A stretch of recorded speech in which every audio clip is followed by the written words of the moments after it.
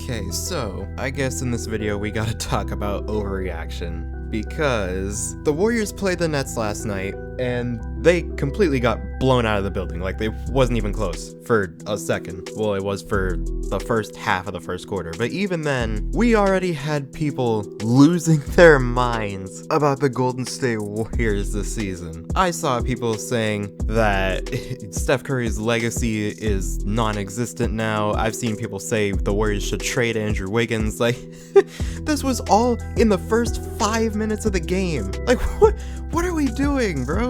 Okay, so this video was originally gonna be about the Warriors off-season moves and like what that means for the rest of the season, but obviously I have to talk about this now because this doesn't mean anything in the long term for the Warriors season. And we know this from the past. Like, we've seen this before. Back in 2016, after the Warriors signed Kevin Durant, the Warriors got blown out by 30 points on opening night, and what happened? The Warriors were #1 trending on Twitter for the entire night, and there were people legitimately saying that the Warriors got worse by adding Kevin Durant. Again, I understand that this is not the Kevin Durant Warriors, like, I'm clear on that, but it's the same concept. Like, one game is not gonna determine the entire season. So let's talk about what is going on. So the thing that a lot of people have forgotten, or that are not thinking about, is that while the Warriors did have a lot of downtime, they still have not played as much with Steph Curry,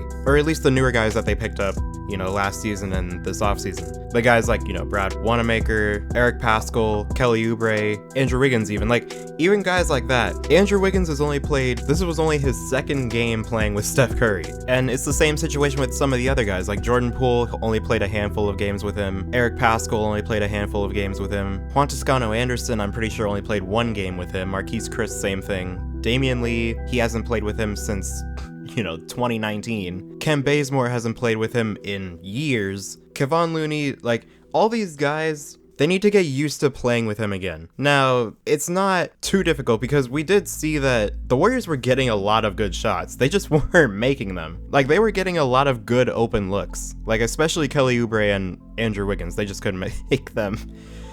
But Andrew Wiggins was just getting fried on Twitter. Cause I mean, he shot 4 for 16 and 2 for 6 from 3. Kelly Oubre played worse. He shot 3 for 14 and 0 for 6 from 3. Like, this isn't gonna be happening every game. And so that's like something to think about. Steph Curry didn't play well either. He shot 7 for 21, shot 2 for 10 from 3, but he did have 10 assists. So I guess that's the silver lining. But in terms of like what we can actually expect out of this team, in my opinion, this wasn't really a good test for them because of everything that I just mentioned. And plus, they're playing what a lot of people are now considering to be the best team in the East, with Kyrie Irving and Kevin Durant, which, by the way, Kevin Durant does not look like he just came off of possibly the worst injury that you can suffer as an athlete. He looks exactly the same, which I think that's even more telling of how good this Nets team actually is and actually is going to be. Because while KD didn't really get going in the first quarter, well, I mean, he did get going. He scored 10 points. It was Kyrie in the first quarter. He scored 17. Like, those two guys are gonna be a problem for literally anybody that they play. And so it makes sense. Like, you can't make all of your assumptions for a team off of the first game of the season. That just doesn't make sense. Because in addition to all that, you have no Klay Thompson, you have no Draymond Green, which was something that was really missed both on defense and in terms of playmaking. And so once he gets back, then I feel like we can start judging this team properly. Because like I said, the problem wasn't getting the looks. Like, for me, this team is a lot better than what we saw last year. Like, last year's team wasn't, like, they didn't even deserve to be on an NBA court. But at least when, like, during the first couple games of the season. But this team, like, they look like they can compete with some of the better teams in the league. But when you're not making your shots, that's when it falls apart because you don't really have anybody else to go to other than Steph Curry, really, in terms of shot creation, which is something that Klay Thompson would have massively helped with. But,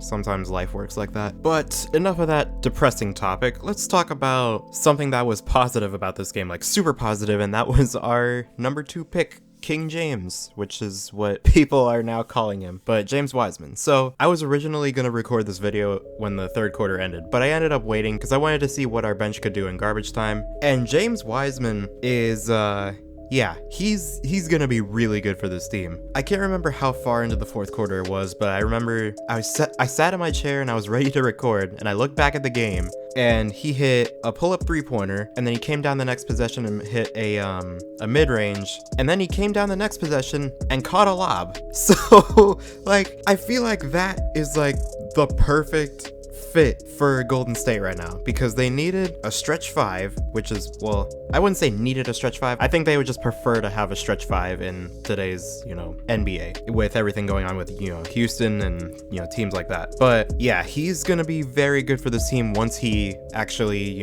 learns how to play, and, the team can actually mesh together, because that's like another thing that I forgot to mention earlier, was the time that it's gonna take to mesh. Like, losses like this are gonna be expected for, I don't know, the first couple weeks of the season, maybe month of the season, until they, get it together and, they learn how to play together and, they get their chemistry on track. But yeah, he's gonna be really good, especially James Wiseman, because he hasn't played, he's hardly played any basketball in the year of 2020. So I mean, the fact that this is his debut and that's what he was doing is really promising. So in terms of what we can expect out of this team after this game, it doesn't change for me. It does not change, because even then, like I said before, this team is not last season's team. Like, they were getting open shots, they were getting good shots, they just couldn't hit them. And so I feel like if we see them in a situation where they can actually hit their shots, we'll talk about that when that time comes. But yeah, I feel like I'm just rambling right now. But overall, I'm not worried about this team at all. I have no worries about the team. I have no doubts about Steph Curry's legacy as a player.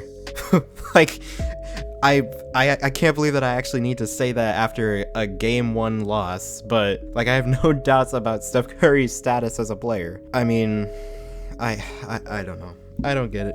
I don't get why we do this to ourselves, but maybe I'll be here talking about the exact same thing when we get blown out on Christmas, because that's a Christmas Day game and it's against Milwaukee, and Steph Curry has a history of not playing well on Christmas, which that's another thing I didn't even know. He doesn't play well on opening nights either. He shoots 29% on opening nights for his career, and he shoots, I think, 24% or something like that on Christmas. So who knows, maybe 2020 will throw another curveball and he'll drop 45 points or something, at which point this year will officially make no sense at all. But yeah, I'm rambling. Yeah, this game doesn't show us anything. So I want to know what you guys think.